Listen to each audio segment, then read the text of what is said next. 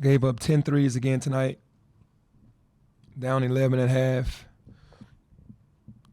All the meetings, all the film, all the preparation means nothing if you're not going to go out there and put it to work. Everything that's happening to us right now, we're deserving it. It just is what it is. You got to want it more than the next team if you want to get out of a slump. And right now, every team that we're playing wants it more than us at this moment. Penny, where you go from here? Where do you You go got to from keep here? fighting. I mean, come on, man. 4 losses in a row for this team. It's glaring what it is. It's just you got to play on both sides of the ball. You got to be unselfish offensively, and you got to be together defensively. It is what it is. But it's all on me, though. I'm taking it. I'm not blaming anything on the kid. I'm going to keep fighting. I'm going to keep scrapping him. It's very ugly right now for us because of the way that we're playing, and that's a reflection of me.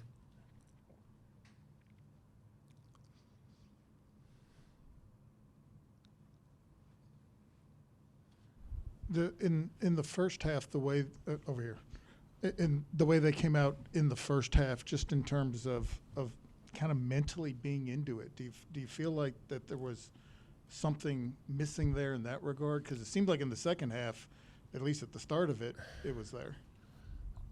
I really can't put my finger on it. It's like something has shifted since we've gotten into the conference. I mean, really, I never worried about these guys going into the non-conference because they had this look on their faces like they were ready to play. But I don't know if it's watching social media, if it's trying to get more shine. I can't put my finger on it because I was so shocked to see the way that we came out in the first half. We kind of forced the second half. We just said, hey, we're just going to trap and get our energy up, and it looked a lot better. And we got a 3-point lead with under a minute and something to go. And then the one thing we talked about all week was high communication, and we miscommunicate on the biggest play to tie the game at the top of the key when we didn't have to miscommunicate. Again, we're being taught the right stuff. We're not doing it. I don't know why now, though. There's got to be something in this because to lose 4 games in a row, it's not like it's never happened to me here, but with this team in this way, it just seems like when the game first starts that it's going downhill from when the game first starts.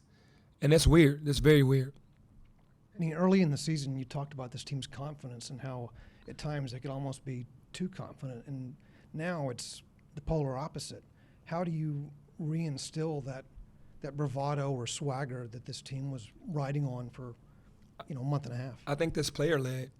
I'm trying my best to go into the games, going to practice, talking about the pride that we have to have more fun playing defense, that we have to communicate what we have to do.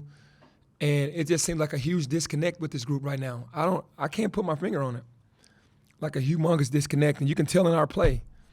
To me, when the game starts, it just feels like the energy isn't there to go and win the game. It's like surviving until another team gives up. And it just looks like that to me. Hey, Penny, what do you say to the guys? I know it's going bad, so what can you say to them to stop the bleeding, to let them know there is some light at the end of the tunnel, to turn it around? Well, get in the gym more and watch more film. Get in the gym more, watch more film, get together more on the game plan, and not wait until the last minute to really start preparing. I don't know. It's embarrassing to me because we're trying to push every button. And again, this falls on me. I just have to do a better job. I have to do a much better job. And my thing is just going to practice, trying to push the buttons to get the right group to come out on the floor and play together and play hard. Hey, Coach. I know you got so many new guys on this team, but did you think that having to push them so much would be an issue dealing with so many guys that are, older and have so much experience elsewhere? That could be a big thing because I've been pushing hard. Maybe the pressure is so much because we're trying to get to the NCAA tournament. And I've tried to lighten up a little bit and not be so forceful, but also demand that we do certain things. We gotta share the basketball, man. We're not sharing the basketball. We had 10 assists, 16 turnovers. Turning the ball over, not sharing the basketball. I mean, we know what to do. When we go in the game, it just turns into a one-on-one show. We don't want one-on-one. We don't. We want to move the basketball. When people start going zone, we know what to do. We know to move the basketball. It's like everybody's trying to win the game by themselves and not trusting the teammate. And at the end, when it starts to get desperate, that's when you start seeing the ball move a little bit. It has to start like that from the beginning of the game. again, it was just amazing watching that first half, just not understanding what was going on. Obviously, the new starting lineup didn't exactly pan out. What was the idea behind putting in Jonathan Pierre and Tomlin for JQ and Jourdain? Yeah, just get something fresh. I mean, it was great energy all week, but when the game starts, you still got to go play. And that lineup was only out there for 5 minutes out of the 40.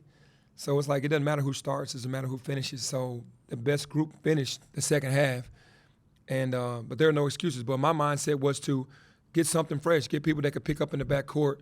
They were going to have energy. They was going to try to spark other guys. And I wanted to put JQ in a role where he could come off the bench and score.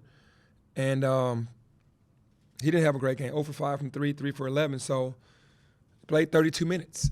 That's around the same amount of minutes he plays every game. So at the end of the day, the group knows what to do, man. No matter who starts, you just got to go out there and play. Penny, before this game, y'all were already on the bubble. Now, probably projections are going to show that y'all aren't even going to be in the tournament. That's what projections might show. With these guys coming here for this ultimate goal of making a run at a Final Four or a championship, whatever. How do you kind of keep them engaged and make sure you don't lose them with some of those goals slipping away now? Yeah, well, I mean, you got to finish the season strong. You got to do that first of all, and then you got to get into the tournament, and you got to win it. That's a position we put ourselves into right now. There's nothing else that we can do. I mean, you go and you play FAU and you play at SMU and at North Texas, you probably can make some noise there if we can figure it out.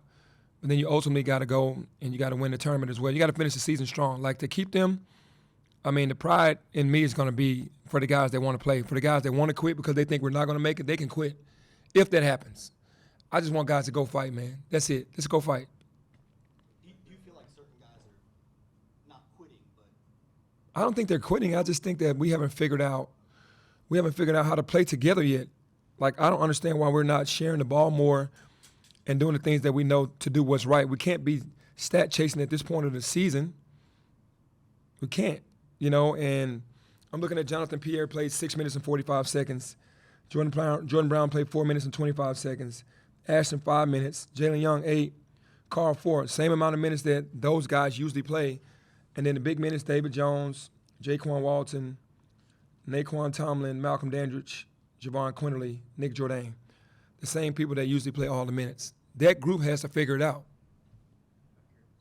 Earlier, you were talking about you want your team to have fun on defense. What exactly do you mean by that? And also, do you feel like some of the guys out there don't see defense as something that they have to do? Is it something where, let's get the points on offense and then defense will come? What does that look like? Well, a lot of these guys weren't the defensive guys on their team, their previous teams. It's a bunch of offensive players that we're putting in position to play defense. I mean, everybody doesn't have a defensive mindset. That's why you have to do it collectively. And what I mean by fun is communicating, talking, pointing, hustling, rebounding, all the things that it takes to just be a good team. And we just haven't found that rhythm yet.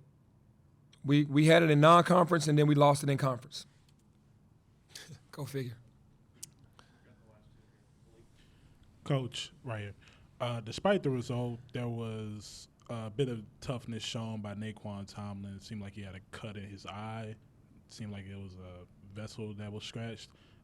Just obviously with the result, just talk about how the toughness he's shown, what it speaks to the team even in a moment like this. Yeah, Naquan wants to win, man. This guy, I can only imagine how he's feeling. I mean, I'm not just saying that he's the only one that's trying to play hard because other guys are playing hard, but he came into a situation late and is trying to fit in, and we can't find the rhythm.